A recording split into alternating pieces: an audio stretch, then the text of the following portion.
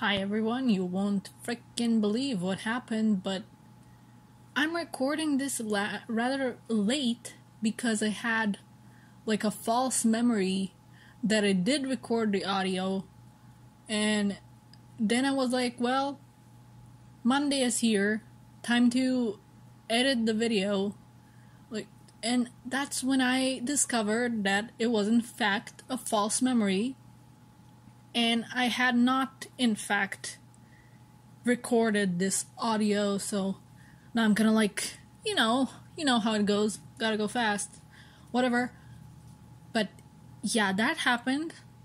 So if I sound kind of tired and exasperated, that would be it. Kind of annoyed with myself, but it is what it is. Mistakes happen. It's okay. I'm gonna move on to the comic. This is a fun cover. And that portal there has bicolors. Nice. Happy Pride, everyone. Unlike with some of the more eventful Archie covers, I never know what to expect with the IDW ones. Usually an Archie cover having something crazy happening on it was no indication that stuff would actually happen in the comic itself.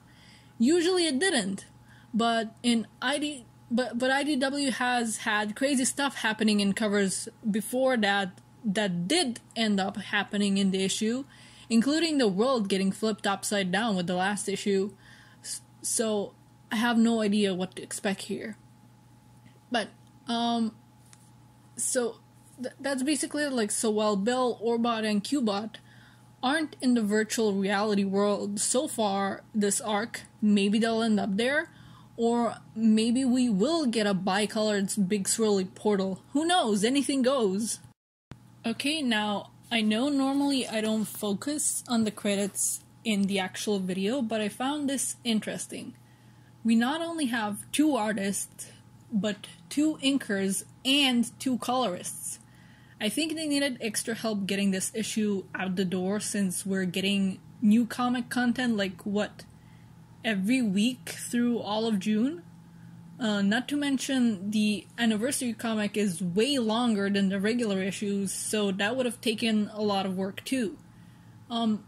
Just a fun tidbit, I guess, an observation on behind the scenes stuff I think that I found interesting, and hopefully you will too. The gang's all here where we last left them, fighting those 3 big robots that have lasers and element-based weapons on top of all of it. Sonic gets splashed down by the robot's big huge water hose, and the only reason I'm not posting that panel is because I wouldn't want to be posting 2 full pages in a row. Even though the action is awesome, I do still want people to go and read this comics for themselves, after all. I'm sorry if you can hear scratching, that's my freaking cat. But anyway, I love how threatening that robot looks here, and the intensity of Sonic's expression. More intense and emotional Sonic expressions like this, please. Eggman is being pretty morbid here. I love to see it. He's literally about to burn these 2 to a crisp, and he's like, I'll make it quick. Wow, Eggman. And Sonic is rushing to the rescue, continuing the intensity of the last panel he was in. Very nice, very nice. Sonic being quick on his feet, and quick to think of a plan in an intense situation. I love to see that too, and I can't pronounce words. I love his protective stance over Tails and Amy there too. He noticed the water-shooting robot primarily targeting him, so he used that to his advantage. In the next panel, the robot with the wind powers shows up, and he's about to get shot into a spin dash towards it by Amy. Sonic, that is, of course. Taking a brief break to say, I love Sonic and his snark. That is all. Now, back to our scheduled action scene. Sonic curls back into a spin dash and uses the powerful wind from the robot to just smash down onto that water one. One small art nitpick here, but there's those circles that follow Sonic's path down to the robot, right? It took me a bit to realize they're meant to be booms of energy due to the speed Sonic descends with. I think it would have been better if the ends of the circles had like upper pointing. I'm bad at words actually, so let me just doodle what I mean real quick. Oh, like this? Not in red, obviously. I was just doing that so it'll be more easily visible. So it'd be a different shade of blue to go with the rest of it, and it would be colored in. But I think it could have been conveyed better like this. In fact, I do wonder if these circles were in the sketch as guidelines to where to put those lines, and that maybe it got lost in translation between the sketch and the inks, and with everyone, you know, working hard and fast to get everything done in time for the anniversary and everything. Either way, it's a small nitpick I had. Dang, and man, that was fun and games? Dang. But it's okay, Tangle has arrived, and in true Tangle fashion, fallen onto the robot and cut the attack short that way. That looks like it hurt though. Ouch, just falling with the back of her head right onto the metal. Ooh, my head kind of starts hurting just looking at it. Uh-oh, here's the bit I was worrying about in the last video. Belle is left alone with Orbot and Cubot, and it might lead to some discoveries about her creator that she might not like, or that might further complicate things. Turns out that even when his memory was gone, Eggman still liked his coffee the same. I love Belle's expression here. Combined with what she's saying, it really invokes the kind of melancholy feelings of somebody like reminiscing little everyday life details of a loved one they haven't seen in a long time or can no longer see. It's very nicely conveyed, I think. And Eggman is here to ruin the softness. Well, he's not here, obviously, just in a video chat, Zoom call, but he sees Belle, and that's very concerning. The next panel, which again, not showing because then it would be a full page, he says he'd recognize her joint design anywhere, even if he wouldn't use a material like wood to make a robot. He knows the one person that would make Belle is him. Eggman is getting to be extra evil with some very good panels and excellent art and colors to fit the mood. Belle looks so terrified to be facing this man, and the fact he goes right out the bat to tell was a huge possibility. She loves her creator, and to have Eggman call the state he was in delusional and impaired, along with mockingly calling back to the name Mr. Tinker, is just twisting the knife. Belle is faced with Eggman, one of the most evil people on the planet, being her creator. And the fact that he's here to stay and Mr. Tinker, the creator she loved, is never coming back is just really heart-wrenching. And again, Eggman is just twisting the knife here. Like, this is just heartbreaking. I don't know why, but the "please tell me that this isn't what it looks like" line is especially punching me in the heart. I wonder if she's referring to their reunion.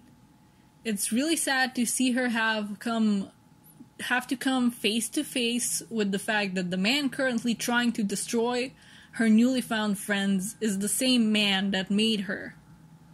Pretty much. Though, and this feels kind of mean to say, it's interesting that she's crying. I think it really shows that she's not just a robot and that she's definitely pretty far off from being an Eggman robot. But anyway, moving along.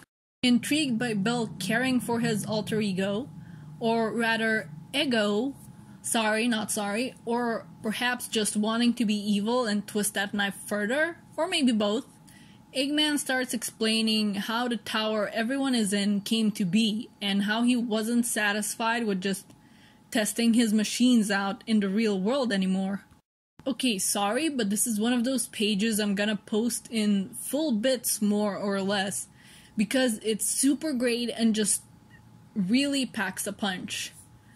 We see the maze we were in issue 1, and Eggman basically confirms that the egg pawns in there weren't lost while transporting things, but they're basically lab rats. They're to be stuck there forever, possibly for centuries, until they burn out. Eggman's wish is to one day make it so Sonic can't escape and so he can have him and probably any other organic prisoner basically be stuck there until they die in unpleasant ways, you know, die of thirst, hunger, maybe he's gonna be extra evil and toss like scraps of food just enough to sustain them, but so Sonic will just grow old, unable to get out. I wouldn't put it past Eggman to do something like that. Next, we see the model neighborhood from the second issue. This whole page is basically Eggman showing how truly awful he is. The world is imperfect because it's not under his control. He's testing how fast his badniks can overtake a town and basically drag people off to their doom as test subjects for him. It's pretty awful. He's even gleeful over this terrifying badnik combo we saw, the caterpillar with the freaky pincers made out of, I'm pretty sure, crab meat legs. Though, honestly, it can show how badniks can be scary even without stripping them of their cartoony and colorful elements that make them recognizable. I would have liked to see this in Sonic Forces rather than the, like, beige egg pawns and motobugs and such that had lost their cartoonishness and their bright colors. These are still recognizable while also being absolutely terrifying and not in the way they used to be. I would just love to see this in a game. It's terrifying, but I'd love to see it. And there we have it. The final punch. Eggman wasn't so much interested that Belle cared for his alter ego as he was peeved that she admires and cares for him so much when he's a toy maker, a guy who does nice things, whereas Eggman sees his genius as unrestrained and superior. Honestly, he probably dislikes Tinker because he was trying to change the world for the better by helping people, rather than acting like his vision of what better is was the one true way to make it better, and that it has to be achieved by taking over the world and shaping it in his own image. One final heartbreaking image. That sure is the boss. Absolutely heartbreaking to see her crumpled over like that. I hate Eggman, but in that good God, this villain is so well written here way. You kind of like love to hate him, you know what I mean? No time to grieve for long though. The gate starts acting weird, and it turns out it's because Tangle is basically inside and outside the gate, kind of stuck in the energy field of it, but not really. And it sounds like we're getting our bicolors portal from the cover. But don't worry, death by implosion is painless. Damn, Warbot. I know we don't like Amy in this house, but I'm not beyond appreciating her amazing moments. The heroes have been completely wrecking the robots since Tangle arrived, and Amy is outright wielding the tail of one of them as a weapon to bludgeon and cut up the rest of them. That's awesome, and a nice reminder that Amy is also super strong. Like, look, it's not just about the momentum of that attack that she was doing, or that she's holding it with both hands either. Here she is just casually lifting it up with just one arm. Zero strain. She's awesome, okay? I'm not gonna ignore her awesome moments just because I don't like her most of the time. Eggman has one of his childish tantrums and decides to wreck his toys by having all three of his machines crash towards the heroes in an attempt to beat them. But Tangle uses her tail for its intended purpose, here a lifeline, and helps the rest of our heroes escape.